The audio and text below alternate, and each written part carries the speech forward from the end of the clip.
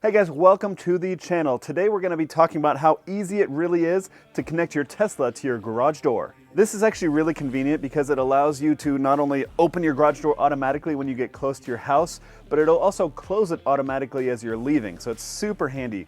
Most garage doors are compatible. Sometimes you will need a little extra device, and that's the case for us. It was only about 30 bucks on Amazon. The link is below in the description if you need it. And we'll go through setting that all up and then setting it up in the car. So this is the box that we got from Amazon, pretty small, and it's got everything we need in here to connect our garage door opener to our Tesla. As we open it up, we're going to get a couple things in here to begin with.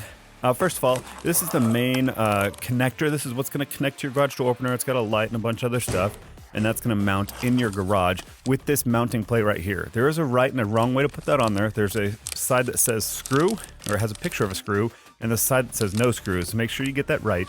Also got an instruction booklet that we don't need. Then we have our power plug, and this is what's going to power the main unit. And then in here we have the little sensor that goes on the garage door. This is going to tell if it's closed or opened. Then, like I said, a bunch of little screws and some Velcro and everything to put all of that stuff on.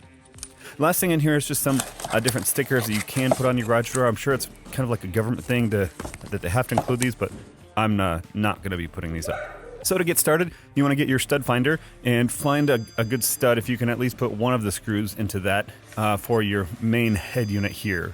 So then I mark that on the wall, and then I'll take my plate. As you can see, make sure you get the screw side and not the not screw side.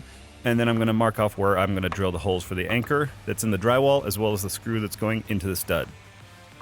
Then I'm going to find a drill bit that's just about the same size as the anchor plug, and I'm going to go ahead and drill a hole into the drywall where I marked out before for that drywall anchor. Now I'll pound out that anchor plug into the drywall to get it prepped. And then hold up the anchor or the wall plate and screw it onto the drywall anchor, and then I'll get it screwed into the stud on the other side as well. Next thing, make sure to take the plastic cover off the front. It'll just make the next few steps easier. And then try and line it up as best as possible. It's going to have to be turned, and then once it's locked on there, you can twist it, and it'll stay right angle. Then go ahead and get that power plug and plug it into the unit, and then just dangle it next to the power plug, and don't plug it in quite yet. Now, if you have your garage door open at this point, go ahead and close it, because we're going to be attaching that sensor to the top right or the top left of your garage door. For me, it was just more convenient to do the top right. To get this prepped, though, go ahead and pull out that sensor, and then you're going to take your Velcro strips and just stick it to the back of that sensor, and then pull off the other side to prep it for sticking onto the garage door. All right, so now that you find your spot for, like we said, for us, the top right, make sure the top is facing up, and then press it against the door, and make sure to hold it for a good 30 seconds to make sure it stays stuck up there. Now you're going to get your phone and download the MyQ app. Once you open it up, you're going to select that middle box and make sure to select the Smart Garage Hub that you have. It'll say what you need exactly for this whole thing, and basically you should have all of this stuff already. Just make sure you have your Wi-Fi password and your Bluetooth is enabled, are the big things here. As it starts up, you're going to make sure to plug it in like it says, and just follow all the prompts. It's pretty easy. It'll search for the hub. Once it's discovered, you'll go ahead and set up your Wi-Fi address, so make sure you have your password and all of that stuff so you can plug it in here. Also, make sure you select a Wi-Fi that's strong enough and that's going to reach that hub. Otherwise, it's just not going to work at all. Okay, now once it's connected, go ahead and click continue. And in this case, you'll probably have to do a software update like we did, and it takes about 5 to 10 minutes. But I sped it up from here. Now you go over to your door sensor and pull out that tab, and then there's a button on the front that you're going to press, and it'll display a red button. And at that point, it'll try to pair the sensor with your base station. Then all you got to do is press that button one more time, and it'll be paired and ready to go and work together. Now, the app will walk you through everything else, putting up everything, literally step by step. So in our case, if you've already done that, you can skip forward past all of this, basically. Now that we are all ready to go, we're going to find the brand of our garage door, in this case, Genie. Make sure that it's compatible, and then we're going to go up to the top of the garage door opener and make sure to find the program set button, as well as grab our remote. At this point, you're going to put your garage door opener into program mode. In this case, we're going to press our program set button for 2 seconds or so.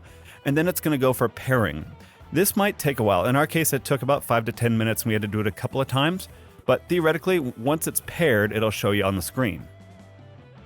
Now you want to make sure to name the door something that makes sense, like garage door. And if you need to install a second sensor on your garage door, you can do that too. Once again, this will walk you through installing everything about the hub, but we have already done that. Now in this case, if you wanted to sign up for the Amazon entry or delivery, you could do that. We don't qualify for our area, but if you are, and you can sign up for that for free with this MyQ Smart Garage Door. At this point, this is all set up. You can open and close your garage door from the app, but we're going to step over into our Tesla Model 3 to get everything set up there to automatically open and close as we arrive and depart from the garage. So as we hop in here, we're going to click the car icon to go to our settings and then locks. And in the very bottom, it's just off screen here, you're going to click Link MyQ. It'll bring up this QR code that you bring, get your cell phone, and you follow the links on there, and that'll basically link your MyQ account, which you set up in the process of connecting the MyQ stuff to the internet, with your Tesla account, so that way they can talk to each other. This will take a few minutes and a few steps of putting in your name and, log in, all of that jazz. After that's all done, you have a few options here. You see it says open garage, but what we want to do is set the automatic opening at 70 feet as the default, and then we're going to close upon leaving. Once you click open garage, it will open the garage door, and you can click close and it'll close. So we're going to go ahead and test this out. I'm just going to back up out of the driveway and go down the street a little bit. It'll display how far you are and how much farther you have to go to close the door on the top middle of your screen. And at some point, it'll beep at you, and that means that the garage door is closing. Pretty slick. And then I will turn around and we'll come back in and test the opening. So as we come in here, I have it set to 70 feet, and I'm probably going to extend that a little bit just because we're a ways back from our garage on the street. And as we approach that distance, it'll show us on the screen. It'll beep saying, hey, it's opening the garage door, and you can see the garage door is opening. Well, that is pretty easy. It was really easy install actually in the end. The hardest part was honestly just mounting the bracket thing over there on the garage. Other than that, it's actually pretty simple. Yeah, and it works just like that. So anywho, we'll see how it does over the next month and give you guys a month later review over it. But if you need that MyQ garage door smart connector thing, it's in the description. Otherwise, make sure to subscribe to see all of our new content that'll come out each and every week about living with the Tesla in a rural area.